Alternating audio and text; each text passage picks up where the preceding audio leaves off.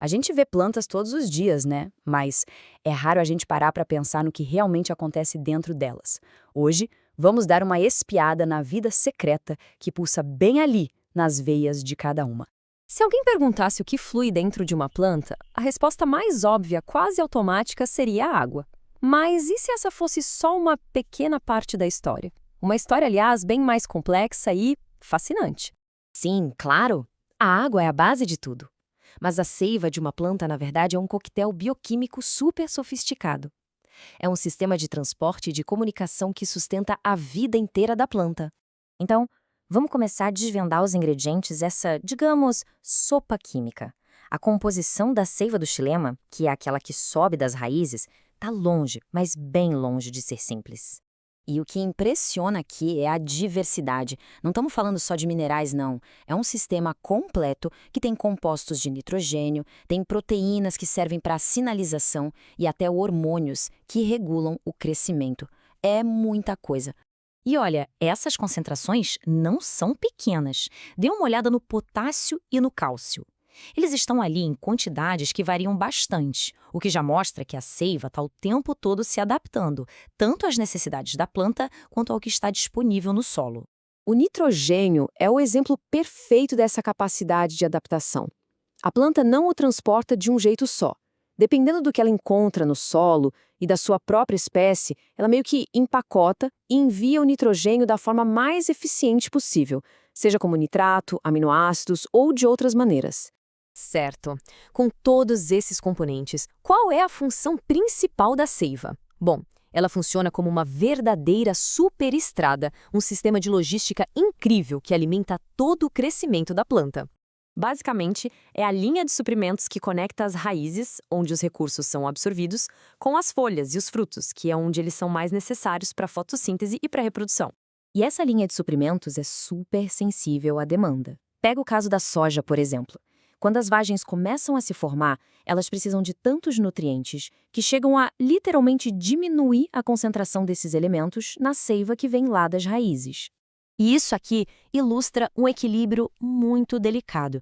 As raízes, veja bem, precisam da energia da fotossíntese que vem das folhas para conseguir absorver mais nutrientes. Só que se os frutos consomem toda essa energia, as raízes não conseguem fazer o trabalho delas direito. É uma economia interna em constante negociação. E isso nos leva a uma ideia ainda mais impressionante. A seiva não é só sobre nutrição, ela também carrega informação. Pense na seiva como se fosse a internet da planta. Isso mesmo, é uma rede de comunicação química que coordena as atividades do organismo inteiro, desde as raízes mais profundas até a folha mais alta. É aqui que os hormônios vegetais, os fito-hormônios, entram em jogo. As citocininas, que vêm das raízes, podem dizer ao caule para crescer. O ácido abscísico pode avisar as folhas de que o solo está secando. E algumas proteínas sinalizam se tem nitrogênio suficiente ou não. Então, o ponto central é este. As partes da planta não estão isoladas. As raízes monitoram o que acontece debaixo da terra e enviam relatórios para a parte de cima através da seiva. Isso permite uma resposta coordenada, inteligente, a tudo o que acontece ao redor. E o mais incrível de tudo é que esse sistema não é nada estático. É um fluxo que se ajusta em tempo real a uma quantidade enorme de variáveis. A composição da seiva é moldada por tudo, desde fatores internos, como a idade da planta, até fatores externos, tipo a hora do dia ou a estação do ano. É como se fosse uma dança constante entre o que a planta precisa e o que o ambiente está oferecendo. Para a gente entender como isso funciona na prática, vamos imaginar um cenário bem comum, uma seca. O solo está ficando seco. E aí, como a planta reage?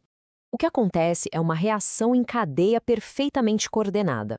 Primeiro, as raízes sentem a falta de água e começam a produzir mais daquele hormônio de estresse, o ABA. Esse hormônio então inunda a seiva e viaja para cima. Quando chega nas folhas, ele funciona como um mensageiro urgente, dando a ordem para os estômatos, que são os pequenos poros nas folhas, se fecharem, para evitar perder mais água. É essa comunicação rápida, que vai da raiz até a folha, que permite que a planta sobreviva. Se não fosse a seiva levando essa mensagem, a resposta seria lenta demais e a planta simplesmente desidrataria. Essa frase resume tudo de forma perfeita. A seiva não é só um cano com água. Ela é o sistema nervoso e o sistema circulatório da planta, tudo num só. É o coração da capacidade dela de se nutrir, se comunicar internamente e se adaptar ao mundo lá fora. Então, da próxima vez que alguém olhar para uma planta, é bom lembrar, não é um organismo passivo. É uma superestrada química, uma internet biológica operando em silêncio, bem debaixo dos nossos olhos. E isso deixa a gente com uma pergunta: o que mais será que a gente ainda não está vendo?